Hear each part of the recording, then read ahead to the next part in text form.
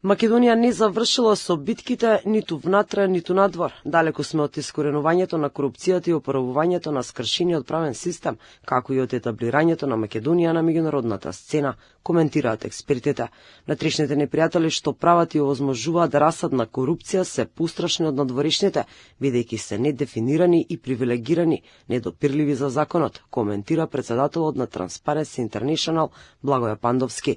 Според него, само со системска реорганизација, промена на закони, но и силна политичка волја, државата може да се избори со корупцијата, а не со носење на закони за амнестирање и прикривање на кривични дела. Секогаш кога ги слушаме предизборните програми на политичарите, сите се полни со идеи како би се решила корупцијата, сите ја споменуваат корупцијата како еден од проблемите кои имаат приоритет во решавање во нашата држава, меѓутоа досега, на жалост, никој не превземал некои конкретни действија со кои навистина ќе се реши корупцијата. Пред се решавањето на корупцијата подразбира една системска реорганизација, подразбира промена на закони и подразбира желба да се бориме против корупцијата.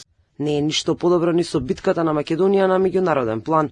Факт е дека земјава отсекогаш била жртва на разни испреплетени интереси на западните фактори, вели поранишниот амбасадор Никовски. Според него, Македонија мора да бара решение за вториот протокол во спорот со Бугарија и нова преговарачка рамка, бидејќи како што се сега поставени работите со бугарските уцени, како што вели, земјава никогаш нема да стане дел од европското семејство. Ние мораме да се концентрираме на нашата надворешна политика, да бараме решенија, а тоа мора да оди прво преку Бугарија, бидејќи додека не го откажеме вториот протокол со Бугарија, Македонија никогаш нема да напредува спрема Европската унија, а со вториот протокол паѓаат и ултиматумот и уцената да го менуваме уставот и паѓа и преговарачката рамка.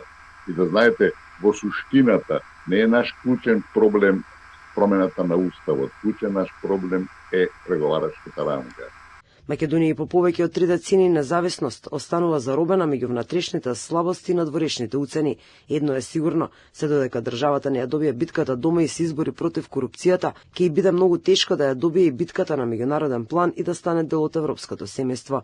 Премиерот Мицкоски од централната прослава по повод 11 октомври ги повика сите во државата да се вклучат во целосниот ресет. Според него, потребна е длабока мобилизација за нов почеток и поправка на уриваното со децении.